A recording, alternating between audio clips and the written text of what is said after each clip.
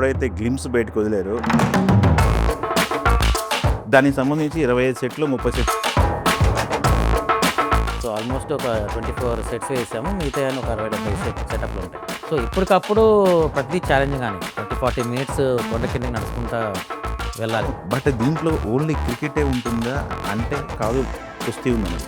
ఇంకెన్ని స్పోర్ట్స్ ఉన్నాయి దీంట్లో? లోకల్ స్పోర్ట్స్ మెన్ బయోపిక్ లాగా అనుకోండి. ఇట్స్ నాట్ ఏ బయోపిక్, ఎవరిని రెఫరెన్స్ తీసుకుని చేసింది కాదు. చిక్రీ సాంగ్లో కొన్ని విజువల్స్ ఉన్నాయి. ఒక లైవ్ షుగర్ ఫ్యాక్టరీలో కూడా షూట్ చేయడం జరిగింది. అక్కడ మీకు చుట్టుపక్కల చూస్తే ఆల్మోస్ట్ ఒక 36 వాటర్ ఫాల్ పడుతూ ఉంటాయి అనమాట. సీజనల్ టైంలో ఇంక ఎక్కువ ఉంటాయి. హాయ్ సార్, నమస్తే. అండి ఎలా ఉన్నారు సార్? కోర్స్ మీరు ఎప్పుడైతే గ్లిమ్స్ బయటకు వదిలారో అప్పటి నుంచి ఒక టోను టింటు ప్రేక్షకుల మైండ్లో ఉండిపోయింది. ఏంటి ఈ పెద్దకి సంబంధించి అసలు లైన్ ఏంటి అనేది, దానికి సంబంధించి 25 సెట్లు 30 సెట్లు వేశారని విన్నాము. ఏంటి సార్ ఆ 30 సెట్లు 25 సెట్ల కథ? Peddi is more of A sports drama అండి. అండ్ ఒక సర్టెన్ టైం లైన్లో జరిగేది. అంటే ఆల్మోస్ట్ 70s to 80s మధ్యలో జరిగే ఒక టైం లైన్లో జరిగే కథ ఇది. Main more time line. So దీంట్లో మన విజయనగరం బ్యాక్గ్రౌండ్లో జరుగుతున్న కథ. సో ఆ విజయనగరం బ్యాక్గ్రౌండ్కి సంబంధించి కథ వైజ్ మొత్తం ఇన్ అండ్ అరౌండ్ ఆ చుట్టుపక్కల ప్రాంతాల్లోనే జరుగుతున్నట్టు ఉంటుంది కథ. సో దానికోసం మనము ఆ విజయనగరం ఆ టైంలో ఎలా ఉండేది, విజయనగరం గంటస్తంభం స్ట్రీట్ కానీ, ఈ కుస్తీకి సంబంధించిన కుస్తీశాల కానీ ఇవన్నీ వేయటం జరిగింది. సో ఆల్మోస్ట్ ఒక 24 సెట్స్ వేసాము. మిగతా ఒక 60-70 సెటప్లు ఉంటాయి. 24 సెట్స్ కాకుండా 60-70 సెటప్లు ఉంటాయి. ఓకే, సినిమా అంతా మామూలు టోల్లో ఉండదు అనమాట. అయితే ఏంటి సార్ అసలు స్టోరీ ఏంటి? ఫస్ట్ ఏమో బ్యాట్తో బయటకు వచ్చాడు, చరణ్ బాబుని బ్యాట్తో బయటకు పంపించారు టీజర్లో. తర్వాత ఏమో కుస్తీ అన్నారు. అసలు ఏంటి మెయిన్ లైన్ ఏంటి? అసలు ఎలా రన్ అవుతుంది? ఒక పర్సన్ జర్నీ ఇది. పెద్ది అనే ఒక పర్సన్ జర్నీ, లైఫ్ స్టోరీ మొత్తం లైఫ్ స్టోరీ లాగే అనుకోండి. లైఫ్ స్టోరీ లాగా జరిగేటువంటి ఒక కథ. ఓకే, దాంట్లో అతని లైఫ్లో ఎన్ని ఘట్టాలు జరిగాయి, ఎలా జరిగింది, తను ఏమి అచీవ్ చేయగలిగాడు, ఎలా అచీవ్ చేయగలిగాడు అనేదే కథ. And most completely emotional driven కథ.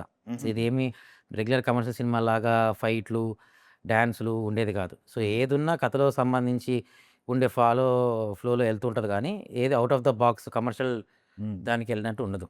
ఉట్టి ఒక స్పెషల్ సాంగ్ ఒకటి కమర్షియల్గా చేయటం జరిగింది, కానీ మిగతా ఏదున్నా ఇన్ ద ఫిలిం లాగే ఉంటుంది. ఓకే, సూపర్ అండి. అయితే ఇప్పుడు ఈ మీరు చేసిన 24 సెట్లలో ఏ అంబియన్స్ క్రియేట్ చేయడానికి ఎక్కువ కష్టపడ్డారు, ఎక్కువ తపన పడ్డారు? స్టార్టింగ్లో స్టెప్ బై స్టెప్ జరిగిందండి. సో ఫస్ట్ విజయనగరం సెట్ వేయడం జరిగింది. ఓకే, దానికంటే ముందు ఫ్యాక్టరీ సెట్ ఒకటి వేసాం, బెల్లం ఫ్యాక్టరీ సెట్. ఓకే, సో ఎప్పటికప్పుడు ప్రతిదీ ఛాలెంజ్గానే ఆ సిచ్యువేషన్ తగ్గట్టు. ఓకే. ఈ చెరుకు ఫ్యాక్టరీ అనేది ఈ సినిమాలో మెయిన్ ఫ్యాక్టర్. ఏ సెట్ కూడా సెట్లలో వేసిన ఫీల్ కనపడదు మీకు. ఓకే, న్యాచురల్ లొకేషన్ సాంగ్లో కనపడుతుండేది అదేనా ఫ్యాక్టరీ సెట్?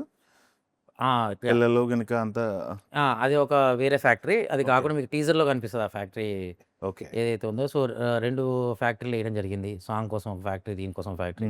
ఒక లైవ్ షుగర్ ఫ్యాక్టరీలో కూడా షూట్ చేయడం జరిగింది ఫీల్ కోసం. సో న్యాచురల్ లొకేషన్స్ లాగా ఉండాలనేదే ఐడియా అండి. కథని అవుట్ ఆఫ్ ద కథ వెళ్ళి చేయకూడదు అనేదే పాయింట్.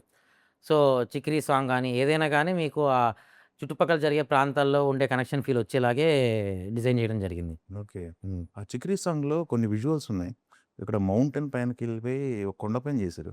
అది ఎక్కడ సార్? అది శ్రీలంక అన్నారు, నిజమేనది? అది శ్రీలంక కాదండి. ఫారెస్ట్ అంతా కూడా మనం ఇక్కడ మనకు పర్మిషన్లు కష్టం కాబట్టి ఆ ఫారెస్ట్ ఏరియా కోసం మనం శ్రీలంకలో వెళ్ళటం జరిగింది. ఆ టైం లైన్కి మనకి ఇక్కడ వర్షాలు అవన్నీ కూడా పడుతున్నాయి. సో శ్రీలంక వెళ్ళి చేయడం జరిగింది. అది కాకుండా చిక్రీ సాంగ్లో మీకు కనిపించే కొండ ఏదైతే ఉందో అది పూణేలో ఎలిఫెంట్ నోస్ అని చెప్పి ఒక మీ లొకేషన్ ఉంది. సో దానికి వెళ్ళడమే కష్టం. ఆల్మోస్ట్ ఒక 30-40 మినిట్స్ కొండ కిందకి నడుచుకుంటా వెళ్ళాలి. మేకింగ్ వీడియోలో చూసాం, నడుచుకుంటూ వెళ్తున్నారు వీళ్ళంతా. అక్కడ వెళ్ళడమే ఇంపాసిబుల్. అలాంటి ప్లేసులకి వెళ్ళి షూట్ చేయడం జరిగింది. అక్కడ మీకు చుట్టుపక్కల చూస్తే ఆల్మోస్ట్ ఒక 36 వాటర్ ఫాల్ పడుతూ ఉంటాయి అనమాట. సీజనల్ టైంలో ఇంకెక్కువ ఉంటాయి. సో ఆ న్యాచురల్ ఫీల్ కోసము వాటర్ ఫాల్ కావాలి, ఒక ల్యాండ్స్కేప్ కావాలి అని, ఒక ఫారెస్ట్ కావాలి, ఇలా డివైడ్ చేసుకుని ఒక్కొక్కటి ఒక దగ్గర చేసాం.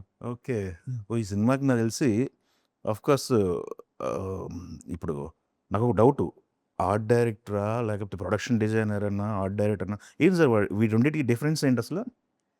బేసికల్గా ఈ రెండు డిఫరెన్స్ ఏంటంటే it's a different job role అండి. It might look same but different job role. Production designer అనే ఏ factor is more related to movie design and overall look and feel of the film. Okay. It's not only sets. Only ఇప్పుడు art director అనేసరికి ఏంటంటే అంతకుముందు సెట్లు వేసాం ఎలా అవునవును. అనేది ఉంటుంది. ఇప్పుడు సెట్ డిజైనే కాకుండా సెట్‌తో పాటు అసలు ఓవరాల్ సినిమా కలర్ ఎలా ఉంటది, క్యారెక్టర్ డిజైన్, ఇప్పుడు హీరో గారి క్యారెక్టర్ ఏంటి, ఇప్పుడు అమ్మాయి క్యారెక్టర్ ఏంటి, లేకపోతే సో కాల్డ్ ఇంకో క్యారెక్టర్ ఏంటి, ఆ బ్యాక్‌గ్రౌండ్ ఏంటి, క్యారెక్టర్ డిజైన్, హ్మ్. ఏ ప్రాంతానికి చెందిన వాళ్ళు, లేకపోతే వాళ్ళ సోషియో ఎకనామిక్ స్టేటస్ ఏంటి, హ్మ్. ఇయన్నీ బేస్డ్ మీద డిజైన్ చేయడం జరుగుతది. ఓకే. రెగ్యులర్‌గా చేయకుండా. సో, అవన్నీ details, lighting schema wise overall tone of the film ఎనక ఏ కలర్ వాడితే, రాండీ గారు దాన్ని ఏ లైటింగ్ చేస్తే ఎలా కనిపించాలనుకుంటున్నాము. ఈ ఫ్యాక్టర్స్ అన్నీ will come under production design. Okay. ఝన్ ఝన్ ఝన్ తెలుగు వన్